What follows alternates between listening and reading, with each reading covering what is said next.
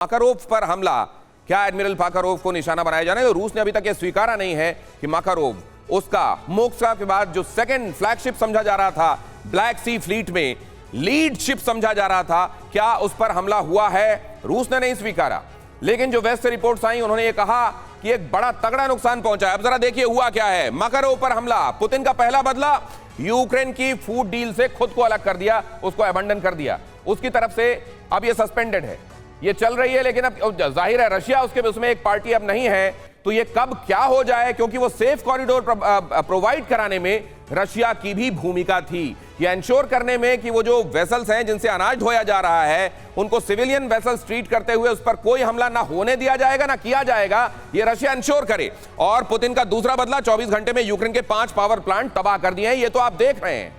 ये सीधे सीधे माकारोव की वजह से हुआ है।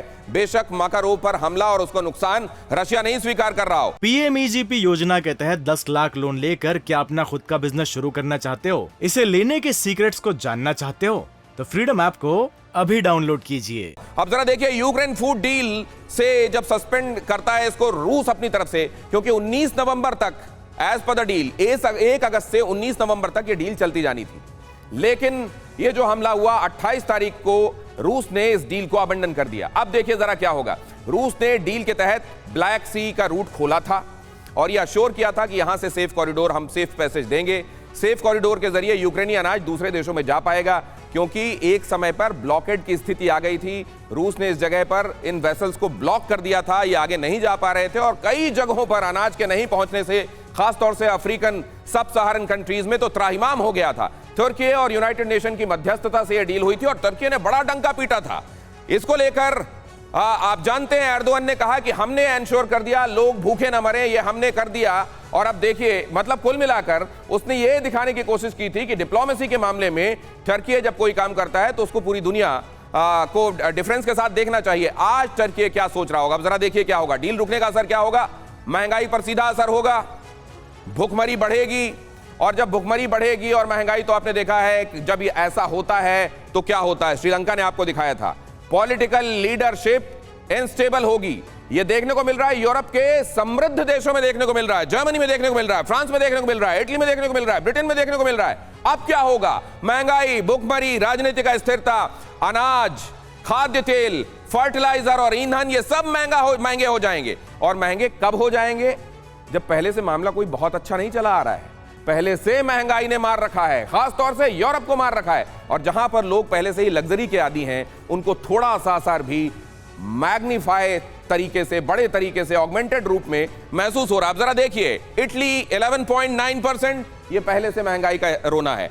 जर्मनी 10.4%, ये पहले से महंगाई चली आ रही है। Britain 10.1%, America 8.2%, Russia 7.5%। लेकिन ये तो समझता है कि अभी की जो स्थितियां हैं उसमें हमको ये झेलना है, फिर भी ये 7.5 बाकी सबसे कंपेयर कीजिए, आपको कम दिखाई देगा। यहां पर रूस के इस फैसले से अब यूरोप पर क्या असर पड़ेगा? यूरोप को बड़ा नुकसान होने वाला है।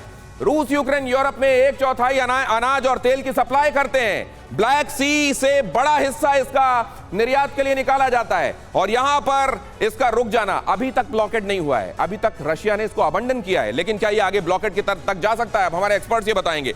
कई अफ्रीकी देश रूस, यूक्रेन की सप्लाई पर निर्भर हैं। जुलाई में पूरी दुनिया इस बात से डर रही थी कि न जाने कितने सारे लोग अब इस भूखमरी की वजह से मारे जाएंगे। रूस ने इसकी तरफ से सहृदयता दिखाते हुए, सदाशयता दिखाते हुए ब्लैक सी से सेफ कॉरिडोर का रास्ता बनाया। अब इसको डील को अबंडन करने के बाद आने वाले दिनों में ब्लॉकेड भी दिखाई दे सकता है क्या? अश्विनी श्रीवास्तव सर, 30 सेकंड आपके पास है। बिल्कुल, देखो दिनेश, ये सच्चाई बात है। ये ग्रेन डील जो हुई थी, ये यूके, ये अपना टर्की ने और यूनाइटेड नेशन ने कराई थी, एक सेफ कॉरिडोर। उससे क्या था, अनाज जो था उसकी सेफ मूवमेंट हो रही, 30% वीट, उसके बाद कॉर्न, सनफ्लावर और फर्टिलाइजर वो देता है यूक्रेन। अब अगर ये बंद हो जाता है तो इसका डायरेक्ट इंपैक्ट पड़ेगा अफ्रीकन कंट्रीज पे, मिडिल ईस्ट में और यूरोप में। देखो, भूखमरी मिलेगी, रेट बढ़ेंगे, और आप देखना आने वाले समय के अंदर ये जो सामान है ये यूक्रेन में सड़ जाएगा, ये जा नहीं पाएगा, और पूरे वर्ल्ड के अंदर इसका इंपैक्ट होगा। As far as Bharat is concern, Bharat ने पहले ही ध्यान दे दिया है। तो हमारे वीट है, हमारे पास इतने हैं। सर, एक बात आपको बता दूं, आपके लिए भी जानकारी बड़ी रोचक होगी। रूस ने यह तक कहा है कि जिन वेसल्स को हमने यहां से जाने दिया कि यहां से अनाज की सप्लाई लेकर जाएंगे, उससे यूक्रेन अपने लिए हथियार मंगा रहा था और रूस की आंखों में धूल झोंक रहा था। आगे ये खबर मैं आपको दिखाऊंगा, लेकिन जरा ये लेकर मैं आकाश जिंदल आपके पास आना चाहता हूं। अगर कम से कम कुछ जगहों पर नेक नियत और सदाशयता के साथ काम नहीं किया जाएगा तो ये युद्ध उसकी विभीषिका और ज्यादा बढ़ जाएगी। बिल्कुल दिनेश, आप बिल्कुल सही कह रहे हैं। और इन्फ्लेशन जो आज की तारीख में बात हो रही है उससे डबल हो सकती है, डबल महंगाई आ सकती है, रिसेशन कहीं ज्यादा बढ़ सकती है और हम डिप्रेशन की तरफ जा सकते हैं। मेरी ऑर्गेनाइजेशन akashjindal.in का मानना है क्लियरली आज की तारीख में दुनिया की इकोनॉमी अंदाजा नहीं लगा रही है कि कितने सीवियर इसके जो है आउटकम हो सकते हैं, कितना सीवियर इसका रिजल्ट हो सकता है। सीवियरेस्ट रिसेशन आज तक की, सीवियरेस्ट डिप्रेशन आज तक की हो सकती है, बिकॉज आज की तारीख में दुनिया की इंटरकनेक्टिविटी, इंटरडिपेंडेंस बढ़ी हुई है। मैं एग्जैजरेट नहीं कर रहा हूं, सच्चाई यह है कि सेकेंड वर्ल्ड वॉर के टाइम दुनिया की इकोनॉमीज आपस में इतनी कनेक्टेड नहीं थी। अगर 80s में कोई वॉर होती तब भी दुनिया की इकोनॉमी इतनी कनेक्टेड नहीं थी।